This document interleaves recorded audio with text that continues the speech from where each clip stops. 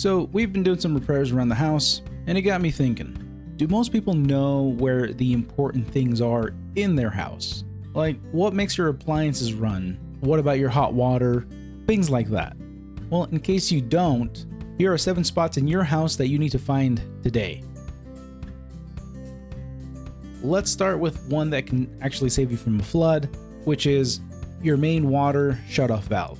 If a water pipe bursts, this is what you need to find. Most of the time, it's tucked away in a crawl space or a basement, and it looks like this.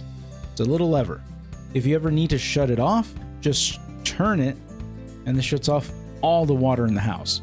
If it hasn't been touched in a few years, it might be a little tough to move, so don't be afraid to use a little force. When you're ready to turn the water back on, just turn it back the other way. The breaker box is where all your electrical stuff connects to. All your plugs in your kitchen, bathrooms, rooms, anything that draws power is connected to this breaker box. These can be located in the basement or usually the garage.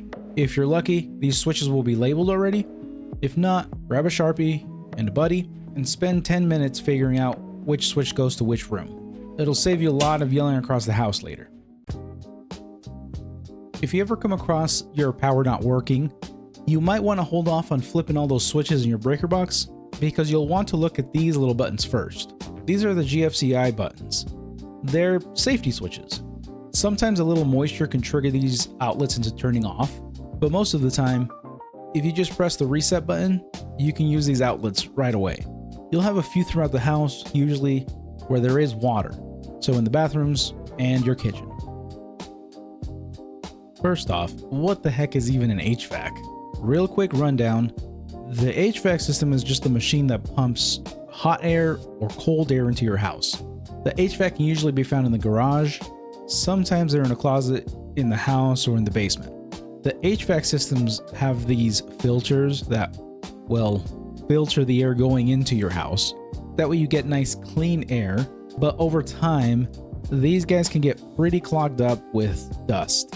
And if you don't change them regularly, your HVAC system will be running extra hard because it can't push enough air through the filters.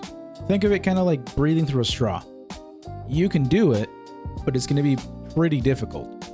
Changing these filters every 3 months or so will help your house stay nice and cold in the summer and warm in the winter without overworking your HVAC system.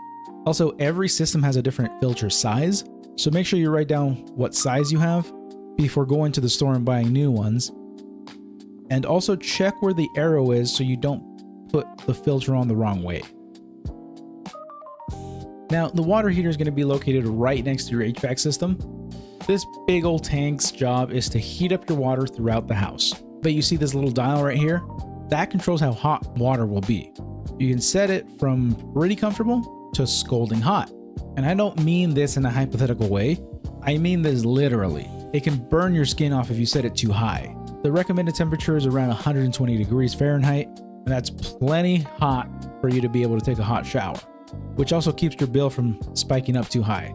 The hotter your water settings, the higher your bill is going to be. It's pretty rare that you'll actually need to go into the crawl space or the attic, but you definitely need to know where these doors are. Sometimes the main shutoff valve is, like we talked about, in the crawl space. Plus, if you ever have a leak or you need a professional to check on things like mold or mildew, they're going to ask you where the hatch or where these doors are.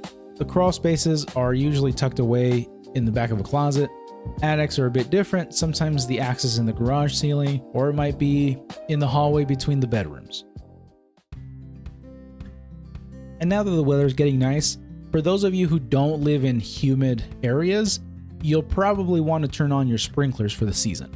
You'll have to know where the shutoff valve is, and if you're using city water, you'll find a valve like this. It can literally be anywhere, in the backyard, in the front yard, but if you're not sure, you can always ask a neighbor, because usually houses built in the same neighborhood tend to have very similar sprinkler systems. Now, I don't have city water. I have irrigation water, so I have a different shutoff valve like this, which is underground. If you decide to turn your water on, don't just walk away. Stay there for a minute and listen. If you hear water rushing, or if you see geysers in your yard, you might have a cracked pipe from the winter. and you'll want to shut it off right away. Now, this list isn't about making you an expert in any of these topics. The goal is to simply help you know where certain things are in your house. So if something does happen, you'll be ready instead of running around like a headless chicken at the last second. Like if your water pipe bursts or the faucet on your bathtub comes right off and there's water spewing everywhere, you'll already know where the shutoff valve is. So, homework for the week, obviously, find these 7 things, know where they are. You can treat it like a scavenger hunt.